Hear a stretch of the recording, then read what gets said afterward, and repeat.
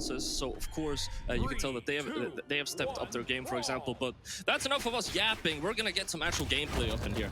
Let's get underway, and this is already the double up Q is insane to get started, dude. Oh my gosh, you couldn't ask for better action.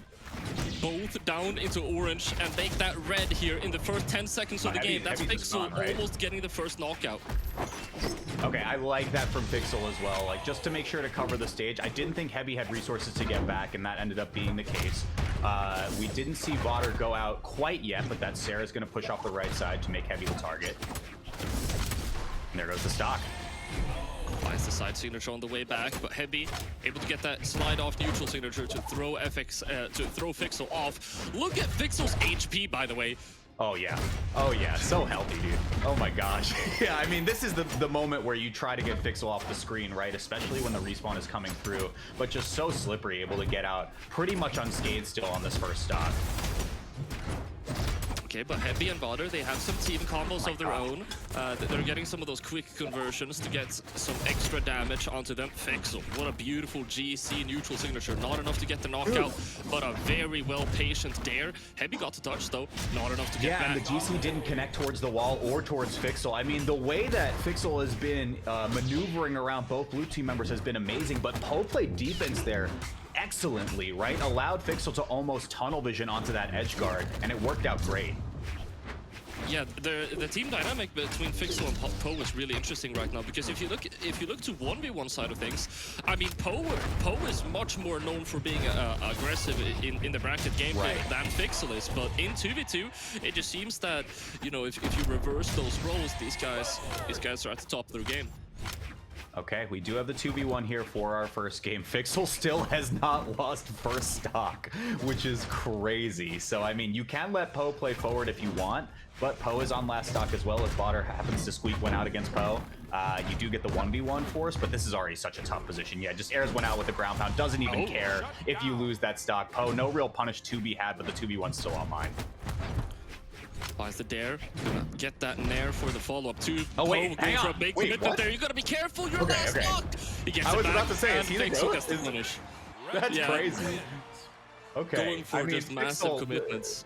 The name of that first game, Polly, was absolutely, I mean, all Fixel all the time. 6 KOs, 1 lost stock, and that was off of a comical ground pound attempt. That was just like, if I get it, I get it. I'll take the clip. If I don't, it doesn't matter. I have so many stocks left. Yeah, for sure. We definitely, I mean, we have some shock factor here in the first game, right? And there's definitely some, I'd like to say, some mental games at play at this point. I mean, Fixel and Poe, they have the overall, match history in their favor. You start off first game like this. I mean, Brawlhalla and VoDr and Hebi, I'd be scratching my head right now, getting a little bit nervous. Absolutely, yeah. And I mean, that's the big question, right? Of like, how do you take out someone by which you only took 1 stock that was basically a charity? You know, like, it's such a tough thing where you're like, I have no data for this player. And I think the big question was, we can't really find moments to get in on Fixel. And it's partially because Fixel has been so good at playing evasively, but it's also because Poe has been playing perimeter really well as well. I mean, you pointed it out in that first game, Polly. They're kind of like unorthodox in terms of splitting into 1v1s as opposed to getting a lot of the 2v1 team combos that we come to know and love for this format. We saw it at the very beginning of game number 1 for sure, but not really again after that. Yeah, and again, what I have experienced and I have seen in 1v1 gameplay, Poe seems to be the more aggressive one in this team composition, and it's just really interesting how whenever now that they're playing 2v2, they're kind of reversing those roles. And it also makes me think, okay, so they have that opportunity where Fixel is just like, okay, I'm gonna slow the game down, and Poe can start popping off instead. And I mean, it's gonna be a completely different situation for VoDr and Hebi to try and tackle. So these guys, they have a lot of spare room in the tank to adapt. Hebi and VoDr, let's see how well they were able to adapt from that last game. We saw, what I really liked from them was we saw Hebi take a moment before selecting that legend. We didn't see like BRB in chat. No, they were actually just like trying to think through and try to figure out for sure. what they can adapt. Absolutely, absolutely. Okay, let's get underway here. It is looking a little bit closer in terms of blue team didn't immediately get doubled up in terms of the team combo, but Hebi will be the first one to fall right here, especially with the follow-up there at the double KO. All that being said, FXL's in red this time. You know, that is very different from how game one went. So recovery off the top's not going to be enough to do it from Hebi. Looks for the signature, doesn't get it off the right side. But look at Poe. I mean, just going all the way off stage, doesn't even care. Oh, beautiful end line by FXL. They're allowing Poe to get back onto the stage. That's a support. That's a strong support play right there, making sure Poe keeps that stock. FXL is gonna respawn only to get hit, stuck in a massive team combo down into orange here. And with that, VoDr and Hebi have basically evened this out. But Poe is a menace on this cannon right now. He's causing them a lot of problems. I was losing my mind while you were saying, okay, weapon throw off stage is a GCD light, but VoDr gets around it. That's going to be the stock off of Poe. All that being said, Poe was in like red approaching dark red and was just running headstrong into two blue team members. That's just crazy. Going to get picked up in the 2v1 right here. Anything else, recovery off the side light from FXL isn't enough to do it. But yeah, they've split up both sides now. They can just swap dance partners for the edge guard. Poe should be able to pick this one up pretty easily, but VoDr taking it slow. Oh, VoDr. Oh, wait, what? Just After all of that work? The weapon throw, the triple exclamation mark, and that was enough for VoDr to go down. VoDr and Hebi now playing from a back ever so slightly. I can't believe VoDr played that that ledge position so well and then just got dinked with the weapon toss to lose the stock. That's so unfortunate. Now blue team playing almost 2 full stocks behind. Of course, anything can happen in doubles. But, I mean, with Poe and FXL just slowly chipping away at more and more damage, this is becoming harder and harder to do. The double right there makes this a possibility, though. Great play by Hebi, sticking to this cannon now. Cannon and axe seems to be their most tried and true weapon combination going up against Poe and FXL. Hebi gets stuck into that combo by Poe though, and as they split up into 2 separate 1v1s, Hebi is going to win one against Poe, and VoDr seems to be struggling as well. Wow, great little two-piece right there to get game number 2. All that being said, VoDr and Hebi got that much closer than game number 1, right? First and foremost, FXL lost more than 1 stock, which is huge, you know? We were able to get some of the separation between red team members that they seemed really comfortable with in terms of splitting 1v1s, tunnel visioning towards edge guards, and actually converting on those stocks as well. But the important thing here is that VoDr and Hebi kept pace. For sure. We are not going to have any legend swaps, it seems, at this point throughout the entire set, if it keeps going like this. VoDr and Hebi, as you mentioned, they did a good job at adapting. It was a massive difference compared to last game, and I think what it really comes down to, I mean, the biggest factor, limiting FXL and making sure not to get team combo. Yeah, absolutely. Let's see if it comes to play here. I mean, reverse 3-0, pretty tough one, but okay. Oh, Hebi chase dodged up and then sweat beat it. That was so scary, but still lands back on stage. Let's see if they can make something happen here. All right. Okay, that's Poe going down to the left side. VoDr with the double knockout. That's VoDr and Hebi now in. Could that be the first lead that they had? Yeah, it is. It is. This is already a really good start. Let's see what Poe does with the aggression. Oh, wow. What edge guard. Okay, just goes for all of it. Tries to flip that one around. Hebi touches the wall, so resets the resources, but now Poe back on the axe. Finds that end light off the right side. The ground pound. What a nice commitment from Hebi. It's not going to connect though. FXL sets up the edge guard, and that's going to be their stock on. Still, I like the idea, but FXL was 1 step ahead of the plan there. Hebi got to make sure not to get stuck in a team combo now. If they can sustain this lead, I mean, this is looking to be by far their best game yet. Yeah, but Hebi was disarmed right there on the pickup versus FXL, so it was only an unarmed second hit off of VoDr's first pass over. Let's see.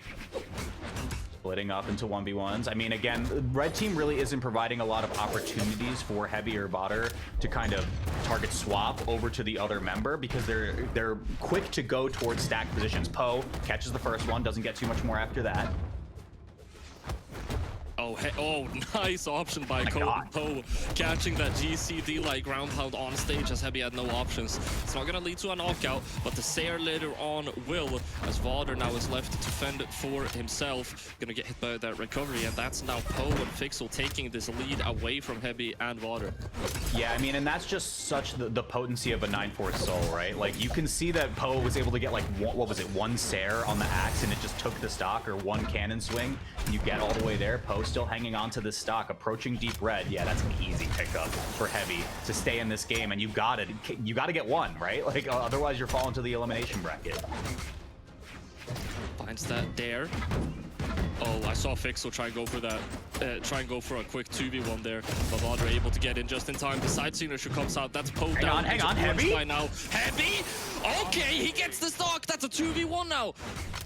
This is so doable. I mean, look, either member of blue is totally fine for Poe. The big question is, when do you get a weapon now? You have to fight this unarmed, and it's just not even going to give the opportunity in the first place. Hebi and VoDr get on the board with one. They are still in the set. Hebi with that amazing cannon play off the right side. I hope you get to see that on the replay. That really saved the game there towards the end.